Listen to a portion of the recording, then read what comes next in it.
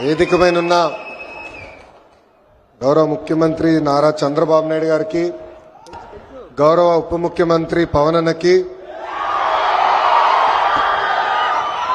BJP రాష్ట్ర అధ్యక్షులు మాధవ్ గారికి, రవాణా శాఖ మార్చులు రాంప్రసాద్ రెడ్డి గారికి, సత్యకుమార్ యాదవ్ గారికి, వేదికమైన ఎమ్మెల్యేలు ఎంపీలకి, ప్రత్యేకంగా ఈ సమావేశానికి విచ్చేసిన మా ఆటో డ్రైవర్లందరికీ పేరు పేరున నా హృదయపూర్వక నమస్కారాలు. ఇంట్లో ఎన్ని ఇబ్బందులున్నా ఎవరైనా ఆటో ఎక్కితే నవ్వుతూ పలకరిస్తారు మా ఆటో డ్రైవర్లు. గ్రామ స్థాయి నుంచి దేశ రాజకీయాలంతా కూడా ఆటో డ్రైవర్లే ఆటోలో చర్చిస్తారు. పోయిన 5 సంవత్సరాలు చూసాం. మీ మౌత్ పబ్లిసిటీ దెబ్బకి వైనాట్ 175 కాస్త వైనాట్ 11 అయినాయి. విశ్వవిఖ్యాత నట సార్వభౌమ స్వర్గశ్రీ నందమూరి తారక రామారావు గారు కూడా డ్రైవర్ గా నటించిన సినిమా డ్రైవర్ రాముడు. మీ అందరి బాలయ్య నా ఒక్కడికే ముద్దల మావయ్య అయినా బాలయ్య బాబు గారు డ్రైవర్ గా నటించిన సినిమా లారీ డ్రైవర్. అంతేకాదు పవన్ అన్న కూడా నటించారు, డ్రైవర్ గా నటించారు.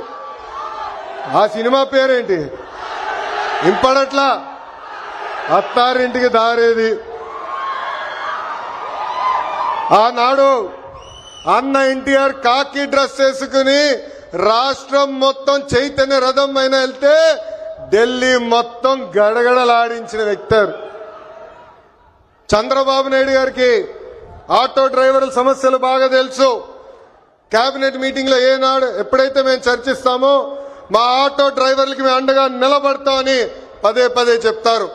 అందుకే ఆటో డ్రైవర్ల సేవ పేరుతో ఈ రోజు ఈ పథకం మన ప్రజా ప్రభుత్వం రూపొందించింది.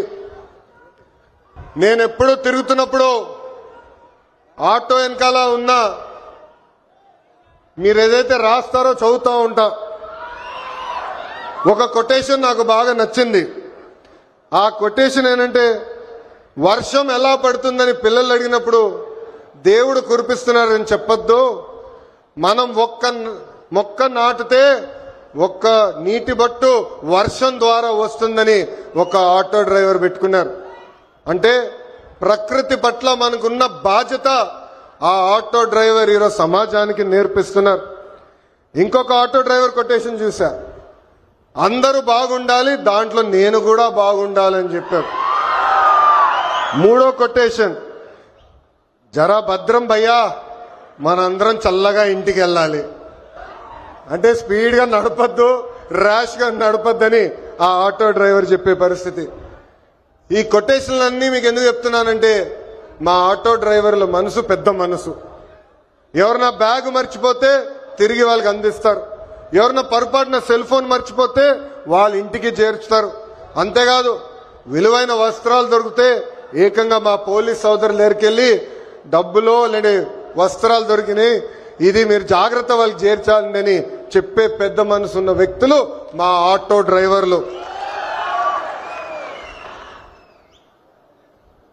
ఆటో వెనుక నవ్వు తెప్పించే కొటేషన్లు కూడా ఉన్నాయి స్వామి. అప్పు చేసి కొన్నాను నన్ను చూసి ఏడవద్దు అని చూసావిడు. అప్పు చేసి కొన్నాను నన్ను చూసి ఏడవద్దు. ఇంకోటి, హాయని ఆశ పెంచొద్దు, బాయని బాధ పెట్టద్దు. అంటే ఎప్పుడు ఆటో వెనకాల బండి ఉంటే నవ్వుతూ ఉంటాం. సమాజం పట్ల మాకున్న బాధ్యత తెలుస్తుంది. ఎన్ని సమస్యలున్నా ఎన్ని ఇబ్బందులున్నా నవ్వుతూ ఆదరిస్తారు మా ఆటో డ్రైవర్లు.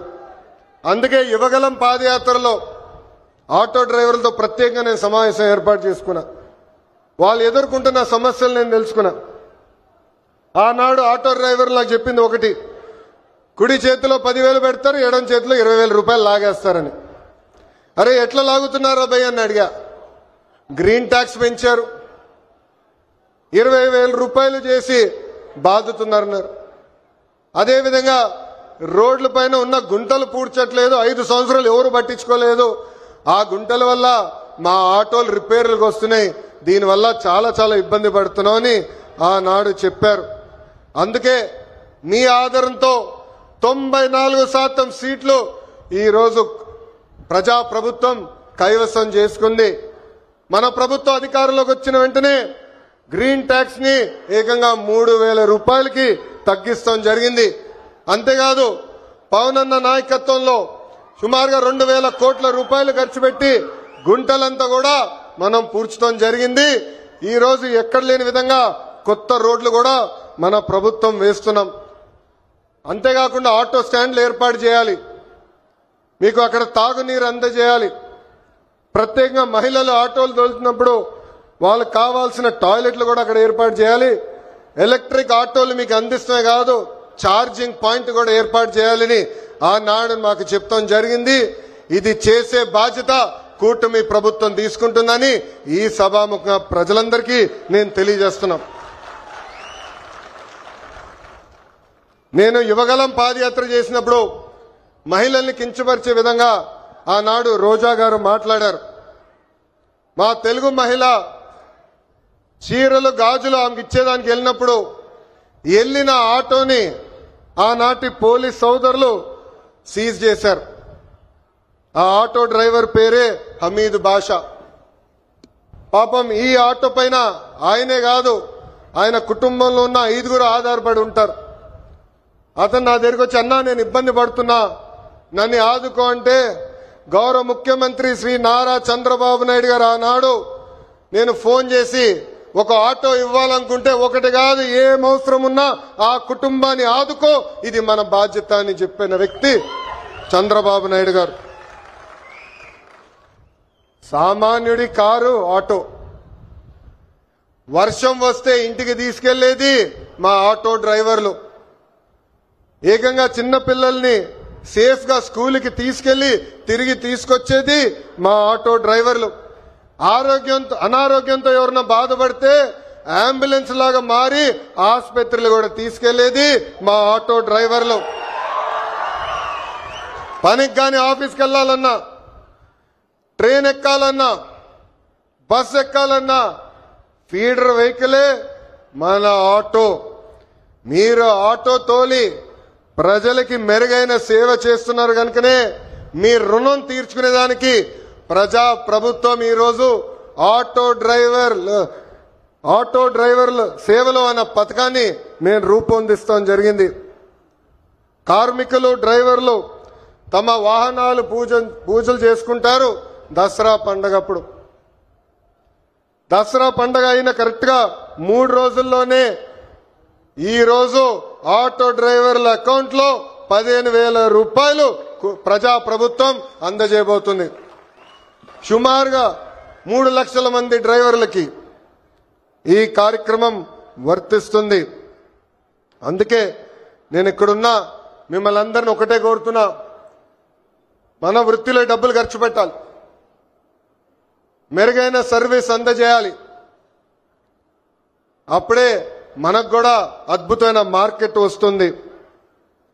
ఆవకాయ పట్టాలన్నా, అంతరిక్షానికి వెళ్లాలన్నా, ఆటో అద్భుతంగా తోలాలన్నా మా మహిళలే చేయగలుగుతారు. నేను ఇక్కడికి వచ్చినప్పుడు ఏకంగా స్వర్ణలత గారు నన్ను నడిపారు. ఆమె ఇంట్లో పడుతున్న కష్టాలు నేను నేరుగా తెలుసుకునేదానికి అద్భుతమైన అవకాశం వచ్చింది. ఇక్కడ ఉన్న మగవాళ్ళ కన్నా మా అక్కనే అద్భుతంగా నడిపింది. ఈరోజు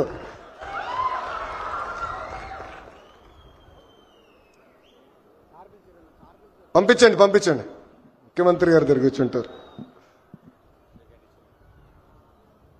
స్వర్ణలత గారు ఆటో తోలుతూ కుటుంబం మొత్తం పోషిస్తున్నారు. ఇంట్లో ఆమె భర్త కూడా అద్భుతంగా సహకరిస్తున్నారు. ఇద్దరు కలిసికట్టుగా పనిచేసి ఈ రోజు ఆ కుటుంబాన్ని ముందలు తీసుకెళ్తున్నారు. తల్లి నాకు చెప్పింది, తల్లికి వందనం అందింది, ఉచితంగా గ్యాస్ సిలిండర్లు ఏదైతే దీపం పథకం కింద ఇస్తున్నామో అది కూడా అందింది.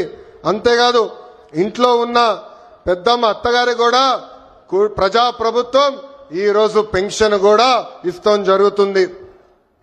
అందుకే ఈ సభాముఖంగా ఇక్కడ ఉన్న మగవాళ్ళందరినీ నేను కోరుతున్నా, ప్రత్యేకంగా ఆటో డ్రైవర్లను కూడా కోరుతున్నా, మహిళల్ని మనం గౌరవించాలి.